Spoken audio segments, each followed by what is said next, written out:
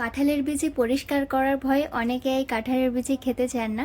আজকে আমি একটা খুব সহজ পদ্ধতি আপনাদের সাথে শেয়ার করব। এই পদ্ধতিতে কিন্তু খুব সহজেই কাঁঠালের বিচি পরিষ্কার করে নিতে পারবেন। কাঁঠালের বিচি কিন্তু খুবই পুষ্টিকর একটা খাবার, তো এইটা কিন্তু খাওয়া আমাদের সবার জন্য উপকার। তবে আমরা পরিষ্কার করার ভয়ে সবসময় এটি খেতে চাই না। আমি বাসায় যেভাবে সবসময় কাঁঠালের বিচি পরিষ্কার করে থাকি সেই পদ্ধতিটি কিন্তু আপনাদের সাথে শেয়ার করব। আর ইউটিউবে কিছু ভুলভাল পদ্ধতি দেখলাম, এভাবে কিন্তু কাজ হয় না, আমি আপনাদের দেখিয়ে দেব। দেখতেই পাচ্ছেন আমি এখানে অনেকগুলো খোসা সহ কাঁঠালের বিচি নিয়েছি। এখন আমি এখানে বটি দিয়ে হালকা করে আমি এক পাশ চিড়ে নিয়েছি, যাতে করে খোসাটা খুব সহজেই ছাড়ানো যায়। তো এভাবে কিন্তু আমি খোসাটা খুব সহজেই ছাড়িয়ে নিচ্ছি।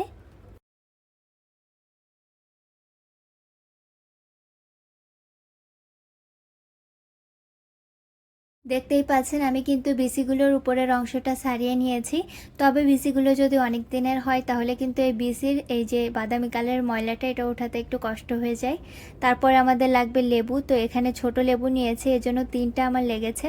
এই যে আমি ছোট ছোট করে স্লাইস করে নিয়েছি। তবে যদি বড় লেবু হতো তাহলে কিন্তু আমার একটাতেই হয়ে যেত। এখন একটি বলে আমার প্রয়োজন মতো গরম পানি নিয়ে নিচ্ছি।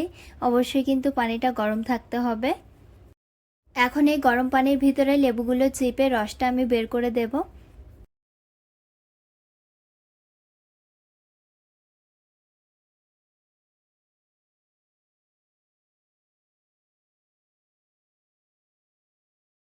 দেখতেই পাচ্ছেন আমি কিন্তু সবগুলো লেবুর রস চিপে এখানে দিয়ে নিয়েছি।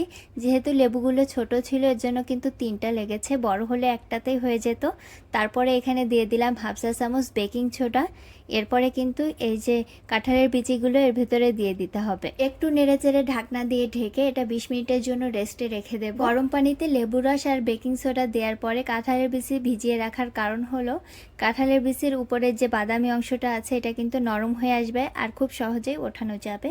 তো 20 মিনিট পরে আপনাদের কাঁঠালের বিচির অবস্থাগুলো দেখায় যে আলতোভাবে এভাবে কিন্তু খোসাটা ওঠালেই উঠে যাচ্ছে, দেখতেই পাচ্ছেন। আর আমার এই কাঁঠালের বিচিগুলো বেশ অনেক দিন হয়েছে, তো অনেক দিন কাঁঠালের বিচি রেখে দিলে কিন্তু এই যে বাদামি অংশটা ওঠাতে কিন্তু একটু কষ্ট হয়ে যায়। তো দেখতে পাচ্ছেন আলতোভাবে ওঠালেই কিন্তু উঠে যাচ্ছে। এখন আমি যেটা করব, একটা একটা করে ওঠালে তো অনেক সময় লেগে যাবে, এজন্য একটা ডালার উপর নিয়ে হালকা ঘষা দিলেই কিন্তু কাঁঠালের আটির উপরের বাদামি অংশটা খুব সহজেই উঠে যাচ্ছে, দেখতেই পাচ্ছেন। নর্মালি যদি এভাবে ঘষা দিতাম তাহলে কিন্তু সহজে এই বাদামি অংশটা উঠতো না। পানি দিয়ে কয়েকবার ভালোভাবে ধোয়ার পরে দেখতেই পাচ্ছেন কাঁঠালের আঠিগুলো কিন্তু পরিষ্কার হয়ে গিয়েছে।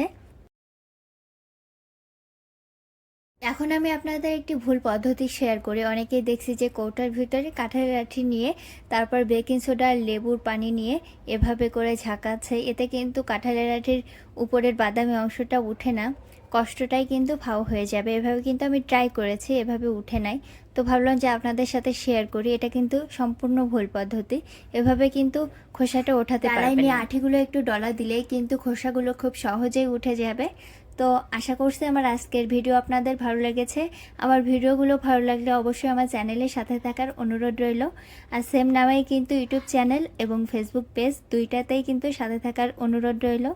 আজকের মতো এখানেই বিদায় নিচ্ছি, দেখা হবে অন্য কোনো ভিডিওতে। আল্লাহ হাফেজ।